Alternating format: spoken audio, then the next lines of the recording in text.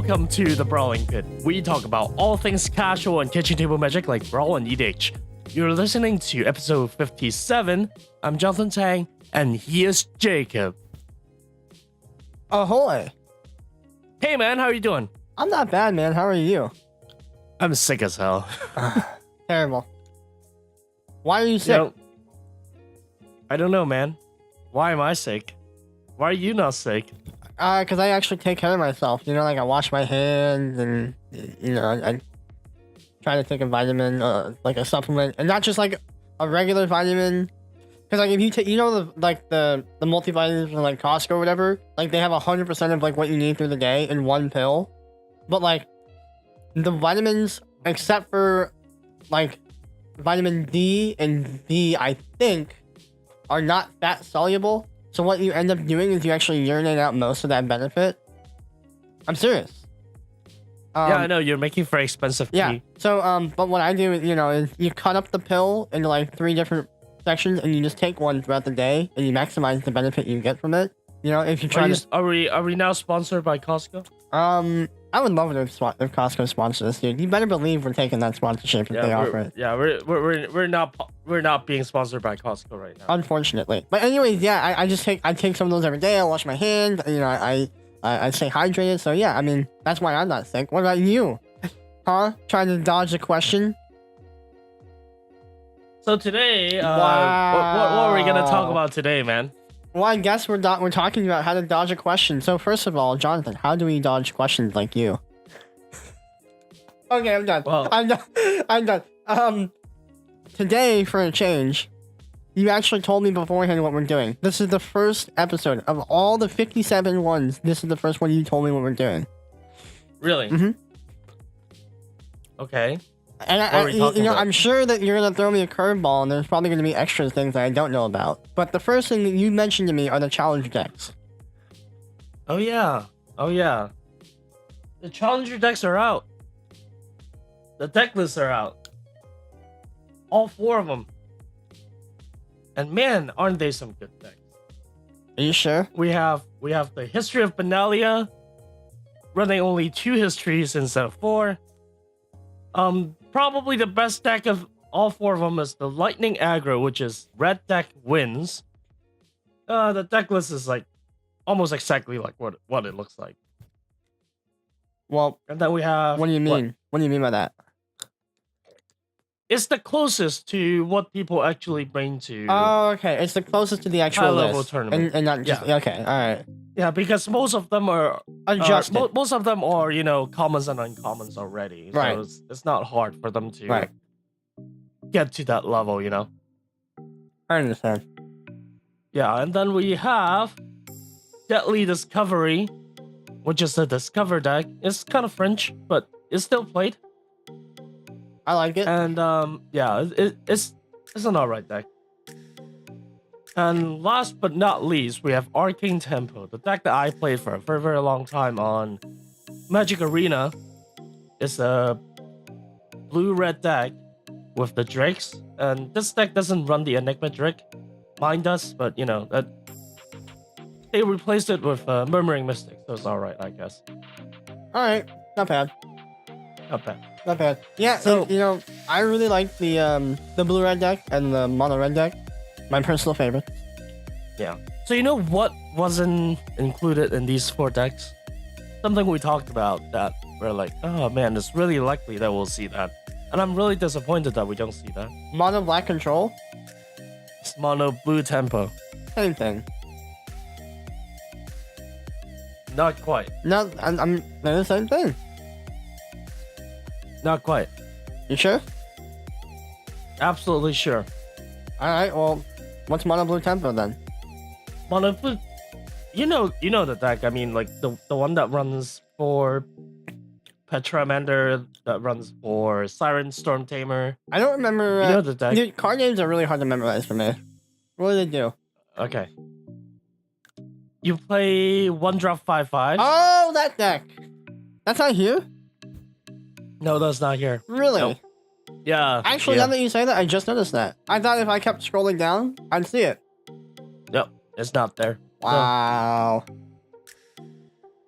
Everyone will miss every now and then, but I think most Well- of these stacks are really good, and it's easy for you to upgrade these stacks. Well, I have a question. Why don't we explore that topic a little more? Why do you think Sure. they didn't include Mono Blue Tempo here? I would say that because most of the cards on the list are actually newer cards, Okay. as opposed to things that are going to rotate out soon. It's the same strategy that they used last time around. That most of those stacks have cards that are being rotated out. But these stacks they will be available on April 12th at an MSRP of $30. Suggested MSRP? Or Actual MSRP, yeah. wait, actual MSRP? 30 bucks. Yeah, actual MSRP. What happened? 30 bucks. Nothing happened. Well, I thought we said These are MSRP not- went these away. are not these are not packs. Oh. Interesting. Yeah, and these are not difficult for you to upgrade into the actual version of the deck, No, and like, I think that was the intended thing, too, Yeah, but I don't think I've ever actually purchased one of these before. I've never had to. Like, by the time they come out, it's like, oh, I already have all the cards. Or I have them available to me. Yep.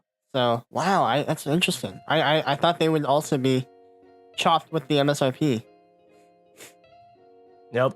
So just to kind of bring a perspective to what things are looking like, the Johnathan Assault right now, as of the recording of this podcast, if you purchase every single card in the deck right now, including sideboard, it will cost you $60.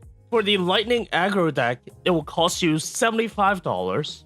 So for the Deadly Discovery deck, it will cost $72. And for the Arcane Tempo deck, it will cost $122. So you get the most value if you get the Arcane Tempo deck, which is a Drix basically. But the one that's most competitive after upgrading, especially. That's the easiest for you to upgrade to the full version of the deck is probably Mono Red Aggro. Is it really? Is it? It is it? It is. Yes, it is. Interesting. Yep. So, I think overall, I'm still a little surprised. I mean, it makes sense, but I'm still a little surprised that Mono Blue Tempo isn't here. Given that it literally won the tournament, but I understand why it's not there. It's just still a little surprised. Yep. But yeah, again, if you want value, buy the Izzet one. If you want to have the upgradability, the cheapest upgradability, you get the Mono Red. Play Mono Red even if it were the more expensive one. Just because, Mono Red. How can you go wrong with Mono Red? No, you can't. Exactly. What do we have next, though? Is that all we were talking about? Well, I mean, that's all you told me that we were talking about. What? Yeah. I don't know. See, sometimes I feel like you've actually had, like, a lot of ideas written down somewhere, and you just never let me in on it. Oh, so this episode, we actually intended it to be, like, a Pure from Reality format? You remember those, right? No. It's things that we actually talk about rather than news, like they're pretty recent, Hey, you remember who came up with the title Appeal from Reality, right? I remember you did. It's a good segment, and then everybody copied us. No, I'm kidding. We actually copied somebody else that did it first. No, not the name Appeal from Reality, but like the naming convention, of picking a card. Okay. Wow. Thanks, man. Thanks for the backup. I don't think we did. What do you mean? I don't think any copying was going on. No, we copied someone else. Or I copied another naming convention. Did we? I did. I said, hey, we should do what they do, and like they use card names for their titles, and it's like the card name is Who kind of are relevant. they? So like any writer like TCG player or Channel Fireball or anybody that does videos. Oh, I see. Okay. Yeah. Well, anyways, the next topic that we have is actually pretty interesting. there's a new patch coming up for MTG Arena. Patch 0.13. Because we're still in beta. We're still in beta. There is some good stuff coming up. So first up, they have cosmetics. So there's a card style upgrade. So for example, for your dual lands, there will be borderless, and there'll be a 3D art that moves like with the card. It's pretty cool. Pretty cool. It's about time they did that. Yeah, I know, right? Holy cow! Real monsters? Oh, sorry. Real creatures?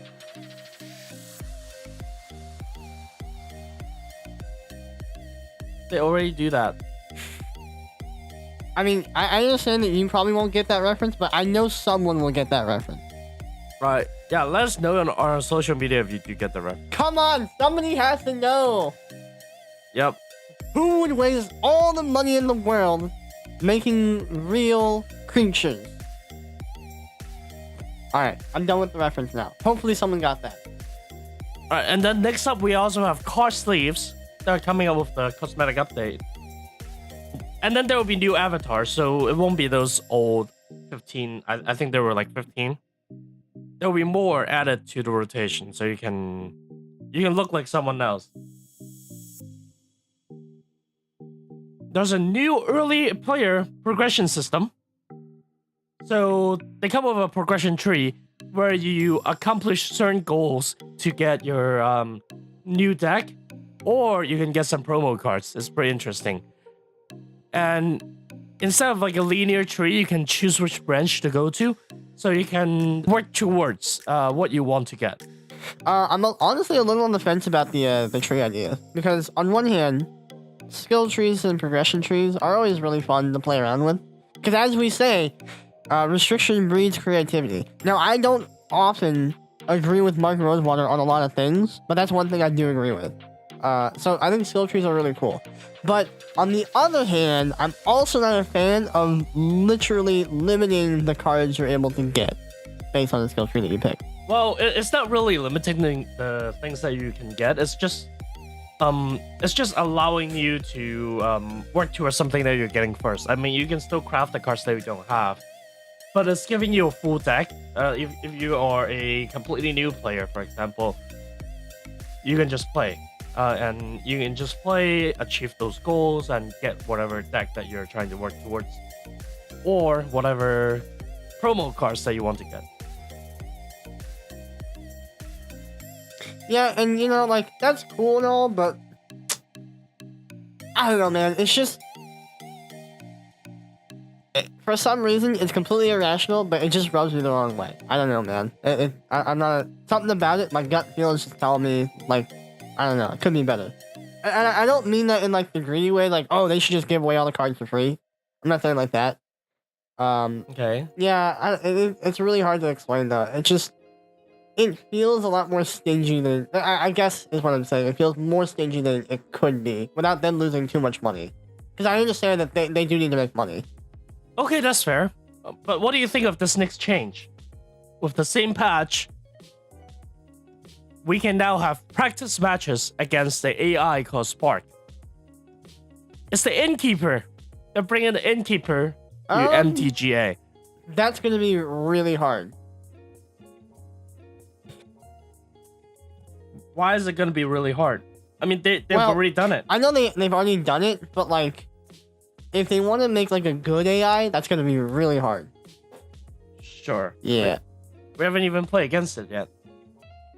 Yeah, so obviously I can't say if they want to make it really good, but like, I don't know. I would really love it. It could already be really good, you know? That's true. That's true. And if they've spent like the time underground in a bunker in like the hyperbolic time chamber, like making a strong AI for Magic, holy crap, dude, that's a lot of time and effort going into that. Because like, relative to Magic, Hearthstone is a very simple game. Like, as far as complexity for, like, a machine goes, right? Because you don't interact on the other person's turn, you know? Sure. So, like, making an AI that has the capability of like, truly being able to make a decision, like, for each step of the game, that I think it's a lot tougher. But they have already done it, right? Oh, Like yeah, in yeah, the they've past, already they have done like it. Duel of the Planeswalkers. But I would argue that it's not very good. Like the AI, Sure. the AI isn't very smart. Sure, that's fair. Yeah. All right, well, what do we have next? Well, like I said, I don't know. You don't really tell Oh me my anything. gosh, man.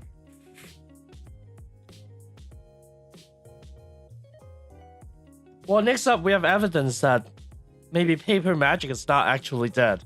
Wait, what? Are you serious? Yep, they're announcing a thing called WPN Premium, which basically is a program that stores can apply to. They can apply to become a premium store. That basically has like better storefront, more knowledgeable staff, and better products and things like that. So You know what? I'm gonna say something, and this is throwing a little bit of shade. Are we ready? sure. But I'm not gonna name names. All right. I heard 2 stores recently. All right, recently. I heard 2 stores. And I'm not gonna name them. They actually complained about this new process. They said that this new process is sucks and it's unfair. And why is it unfair? I don't know. But because like to me, like all this is asking is, okay, do you have an active store? Do you have an active player base? Are your employees actually like mediocre employees? And is your area clear and like clean and sanitary? That's all it's asking to me. It doesn't it feels like this is just like something that they should be doing from the start. Like the player base metrics is like the only like quote unquote new thing. But like if they're already a successful store, you should pretty much be getting this already. Yeah. So the player base metric is actually very interesting because it basically guarantees that there are already active players there. They want 20 activated players. Yep. 60 engaged players. And 3,000 total tickets, right? Yep.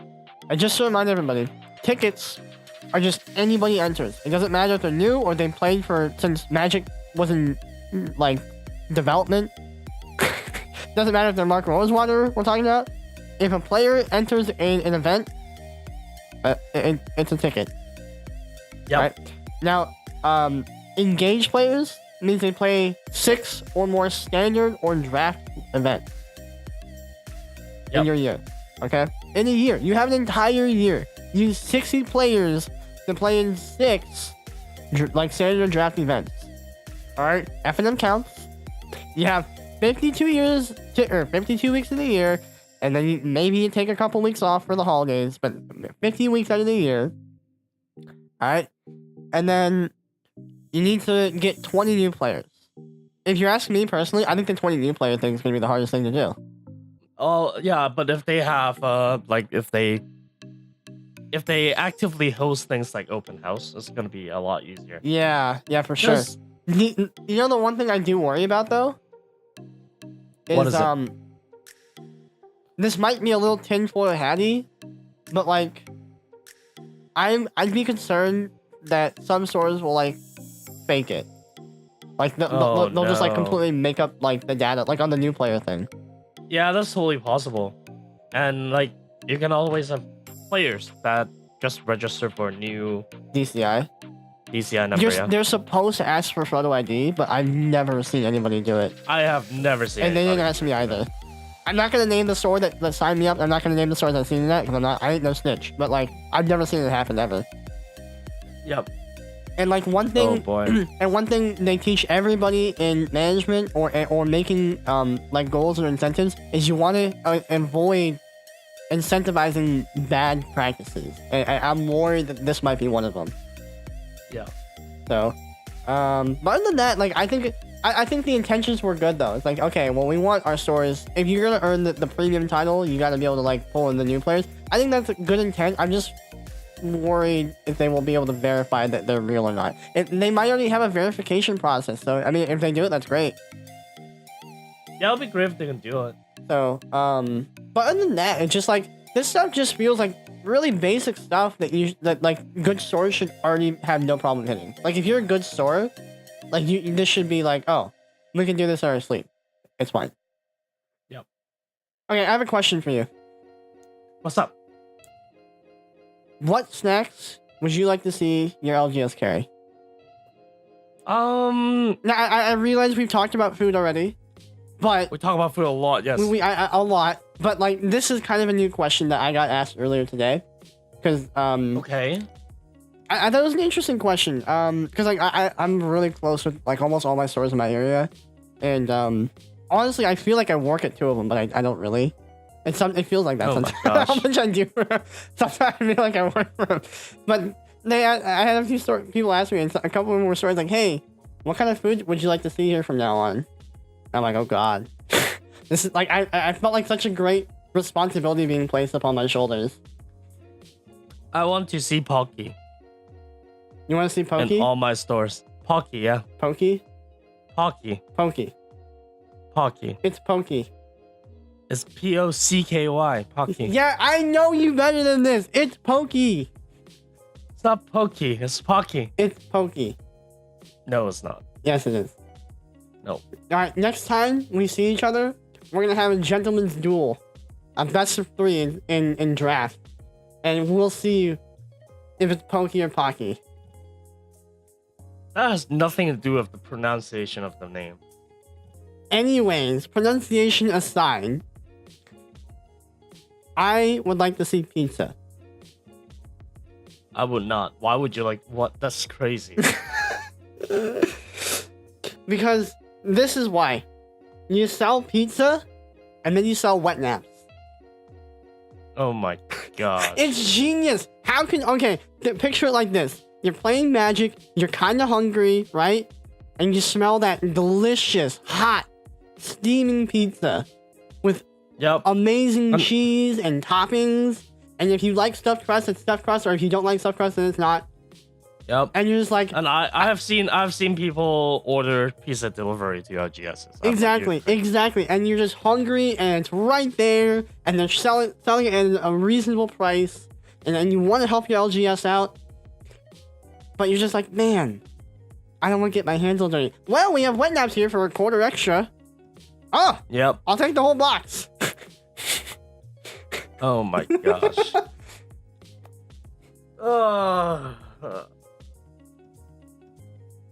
You know, I regret saying that now, because I feel like one of my stores is gonna hear it, and then I'm gonna eat pizza every time I'm there and get fat. Well, all right. You do that and get fat. Next up, though, this is a question on the Magic subreddit, the actual Magic subreddit. There's like And we 3 think of it's them. interesting. We think this question is interesting, so we're gonna, explore it a little bit. This is a new player on MTGA, so he or she, they don't have all the cards, obviously, but more importantly, they don't have all the dual lands. Should they run Gates or Evolving Wilds with basics? Well, okay, I think first things first, we're assuming that it's not a gate deck. We're assuming it's not a gate deck. Yeah, because if it was a gate deck, it- then it's a really obvious answer. So, assuming it's not a gate deck, and you're just looking for, like, the color fixing. Yep. That's a tough call. Because, like, if you're, like, in a really, really color-heavy deck, you're probably running both. Like, I'm talking, like, 5 colors. Yeah. So, assuming you're not running a 5-color deck, something reasonable like 3 colors, right? Mm-hmm. I feel like you're still probably running both. Even in a 3-color deck. Yeah, we probably do play both. 2-color deck and standard, still probably running both. But like now it's a lot closer. I feel like the only situation where this would actually be a question would be like a 2-color deck. Like I think 3, 4, or 5-color decks you're probably running both. So for 2-color decks, that's tough. I think if you're like really color restrictive, like you've got like say like you're blue-white. I'm just totally made up 2 colors, right? If you got a lot of like blue cards and white cards, you know? Yeah, that's tough, right? I'm leaning towards Gates because Gates Yep. can tap for both. Well, let's take a step back and what's the pros and cons for each of them? Well, one advantage of Evolving Wilds is you can it thins your deck. I know the first one isn't significant, but if you get to seeing all 4 of them, it is significant. But the first one isn't significant, and Evolving Wilds, if you're playing more than 2 colors, then Evolving Wilds gets whatever color you need. Whereas if you're playing Gates, it's only you only get 2. Yep. What else? Oh, and it's a shuffle effect. I'm not sure if that's relevant in Standard, but it's a shuffle. And it gets a basic. Sometimes you want a basic over a non-basic. Okay. Yeah. But the advantages for a Gate is that it taps for both colors, in one land. So that's so after the first turn. Yeah. After it slows you down for a turn, taps for both. Yep. And so more flexibility after the first turn. And there's Gate synergy, but we've already established that you're probably not playing Gate. So yeah.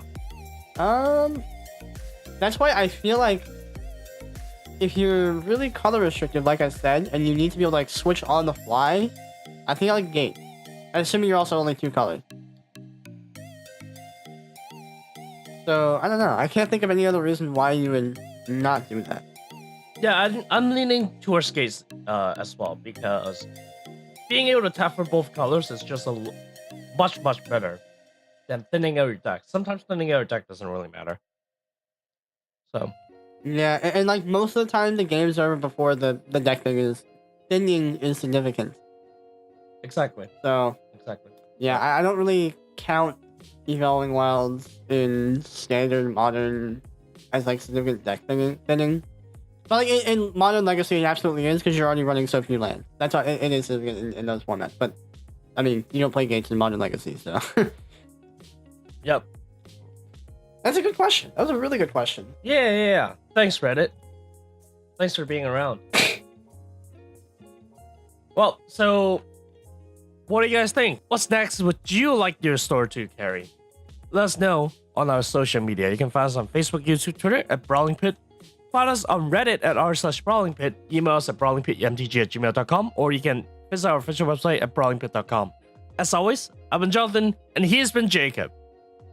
See you guys next week.